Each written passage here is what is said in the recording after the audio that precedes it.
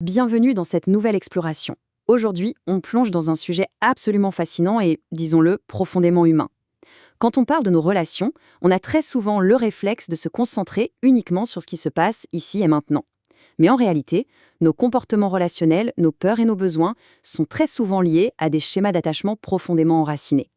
C'est une démarche qui demande un ton calme, beaucoup d'empathie et surtout pas mal de nuances. Alors, découvrons ensemble comment notre passé façonne silencieusement notre présent en amour et en amitié. Voici notre feuille de route pour cette explication. On abordera d'abord l'influence invisible du passé, puis on définira ce qu'est l'attachement. Ensuite, on verra les 4 grands styles, comment ils se manifestent à l'âge adulte, quelles sont les origines de ces dynamiques, et enfin, comment on peut évoluer vers plus de sécurité. L'objectif ici n'est vraiment pas de figer qui que ce soit dans une case, mais plutôt de comprendre pour mieux avancer. Première partie, l'influence invisible du passé. Car oui, nos réactions ont une histoire. C'est un contraste assez saisissant quand on y réfléchit. D'un côté, il y a nos réactions bien présentes au quotidien, les émotions intenses, les disputes, ce besoin constant d'être rassuré ou, à l'inverse, cette envie irrépressible de se retirer. Et de l'autre, il y a nos racines profondes, c'est-à-dire la façon dont notre cerveau a appris très tôt dans la vie à chercher le lien, la sécurité et la protection. Le point crucial, c'est de réaliser qu'on n'est absolument pas enfermé dans une fatalité. Comprendre que nos réactions viennent de quelque part, ça permet de poser un regard beaucoup plus clair et surtout plus apaisé sur nos relations avec les autres. Passons à la deuxième partie. Qu'est-ce que l'attachement? Ou comment on construit notre carte intérieure? Pour faire simple, l'attachement, c'est ce lien affectif profond qui se tisse dès les tout premiers moments de la vie avec les personnes qui prennent soin de nous. Et ça illustre parfaitement la notion de carte intérieure. Cette fameuse carte, elle n'est pas consciente, mais c'est elle qui va piloter la manière dont on interprète les comportements des autres à l'âge adulte. C'est elle qui sert de filtre face à la distance, à la proximité ou lors d'un conflit. Au fond, l'attachement ne parle pas juste d'amour, ça parle de notre sécurité relationnelle fondamentale. Dès notre plus jeune âge, sans même s'en apercevoir, on pose des questions vitales à notre entourage. Est-ce que quelqu'un est là quand j'en ai besoin? Est-ce que mes émotions sont acceptées? Est-ce que je peux demander de l'aide? Eh bien, les réponses répétées à ces questions vont littéralement façonner notre sentiment de sécurité. Si la réponse est souvent un grand oui, la carte intérieure se dessine de façon très sécurisante. Mais si la réponse est souvent imprévisible, lointaine ou confuse, la carte s'adapte en conséquence. Ce qui nous amène à la troisième partie, les 4 grands styles d'attachement. Mais attention, ce sont des stratégies, pas des étiquettes définitives. Regardons ces 4 grandes tendances d'un peu plus près. Premièrement, l'attachement sécure. Ça se caractérise par une belle souplesse. On peut être proche sans se perdre et tolérer la distance sans que ce soit un drame. Deuxièmement, l'attachement anxieux. Là, le lien est vital, mais très inquiétant. Il y a une immense peur de l'abandon et un besoin fort d'être réassuré. Troisièmement, l'attachement évitant. Ici, trop de proximité devient vite inconfortable ou menaçant et on a tendance à survaloriser l'autonomie pour masquer ses vrais besoins affectifs. Enfin, l'attachement désorganisé. C'est une dynamique complexe où cohabitent en même temps un désir intense de lien et une peur profonde de celui-ci. Et soyons clairs, il est tout à fait normal de se reconnaître dans un mélange de ces dynamiques selon les périodes et les rencontres de notre vie.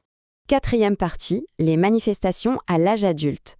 Autrement dit, les signes relationnels tangibles au quotidien. C'est là que l'invisible devient vraiment visible, surtout quand ça coince un peu. Ces styles d'attachement, ils se traduisent par des actions très concrètes. Ça se voit dans notre façon de gérer les séparations, de construire la confiance, de poser des limites, ou même dans notre tendance à nous suradapter, à tout contrôler ou à fuir le conflit. Une dynamique anxieuse, par exemple, va être en alerte rouge au moindre silence de son partenaire, alors qu'une dynamique évitante va se sentir étouffée si l'autre se rapproche trop. L'essentiel à retenir, c'est que ces comportements ne sont pas des défauts inhérents, ce sont vraiment de puissantes stratégies de protection. Et ça nous amène à cette phrase magnifique. Face à un comportement difficile, le réflexe classique, c'est de se dire « pourquoi je suis comme ça » ou « pourquoi l'autre agit si mal ?» Mais la vraie question, c'est « qu'est-ce que cette réaction essaye de protéger ?» Remplacer l'autocritique par de la curiosité empathique, c'est un changement de perspective d'une puissance incroyable pour apaiser les tensions. Cinquième partie, les origines de ces dynamiques. Faisons un petit saut dans le temps pour donner du sens au passé. Tout dépend de notre environnement de départ. Quand nos premiers liens ont été disponibles, constants et adaptés, ça a créé une base de sécurité en béton. Mais quand cet environnement était imprévisible, distant ou incohérent, l'enfant a dû s'adapter pour survivre sur le plan émotionnel. Il a pu choisir de s'accrocher de toutes ses forces ou, au contraire, de se couper de ses émotions et de se replier. Attention, le but n'est pas de pointer du doigt ou de trouver des coupables. Il s'agit juste de comprendre que nos défis actuels étaient, à l'époque, des adaptations parfaitement logiques et nécessaires à un environnement donné. 6e et dernière partie. Évoluer vers la sécurité. C'est le chemin vers l'avant et sans doute le chapitre le plus porteur d'espoir. Car oui, ces schémas ne sont absolument pas une condamnation à perpétuité. On peut évoluer. Et ça passe par des étapes clés, souvent facilitées par le travail thérapeutique et par des expériences correctrices, c'est-à-dire le fait de vivre des relations saines.